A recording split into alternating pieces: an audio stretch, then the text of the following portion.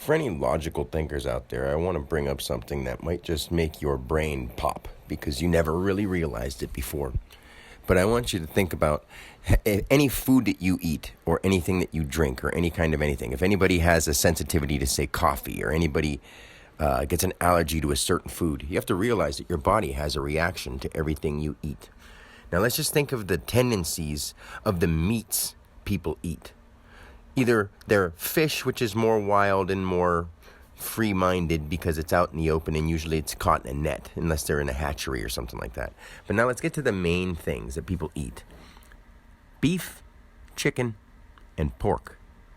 Do you know and realize that those domesticated versions of those animals, not the wild ones, the domesticated versions of those animals, their traits, as you can see, are to gather in herds, to be able to be stuck in pens, and to not be able to travel far, to go away from home too much. And when they do, you go herd them back up. Now just take that into your mind and accept this with a little bit of, I know it's going to hurt, but just accept this.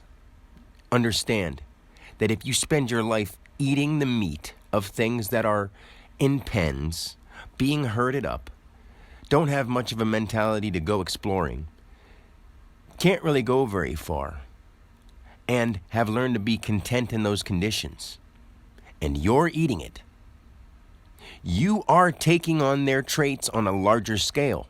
Yes, we have more choices. Yes, we have more fascinating entertainment options. But you still are being herded and stuck right in your little pen. And if you don't listen, they'll put you in more of a pen because you're not being a good little animal and listening to what you're told. Now, if you quit eating meat for a while, you'll see that that is exactly true.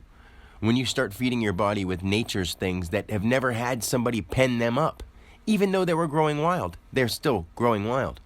Now, you eat those things for long enough, and you have a diet high in those kind of wild foods and water, good pure water. Your body will understand nature because it is nature.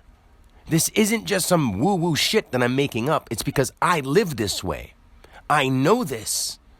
I do understand nature. When the water falls from the sky and I drink some of it and my body is ready to receive the next oncoming message because it's not diluted with dead meat, I get it. The only message that I have right now is the same. Because I'm here to guide people to the truth. I'm here to help people clean up their lives. They can't think clearly until they stop eating crap. They can hear it, but they won't understand it. And they'll be like, oh, he doesn't know what he's talking about. I'm like, but I do. I assure you I do.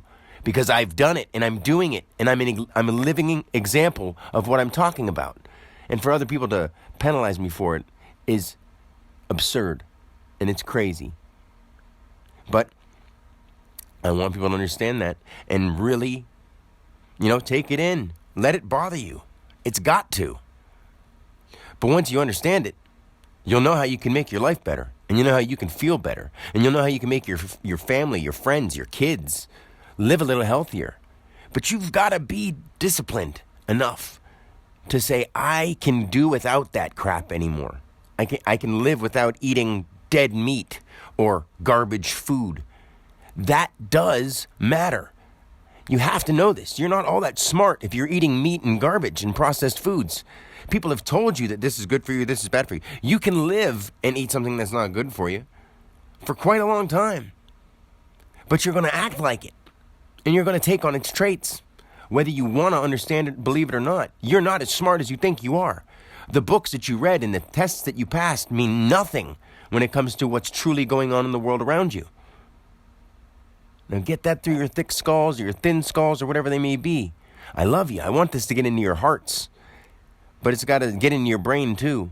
You've got to be thinking and feeling. Not just saying, oh, it's okay, I forgive. Oh, I don't want to know. Being scared. One of the two polar opposites. You can either be totally too scared to do anything about it or too loving to want to, cause any ripples. We've got to. So there it is for you.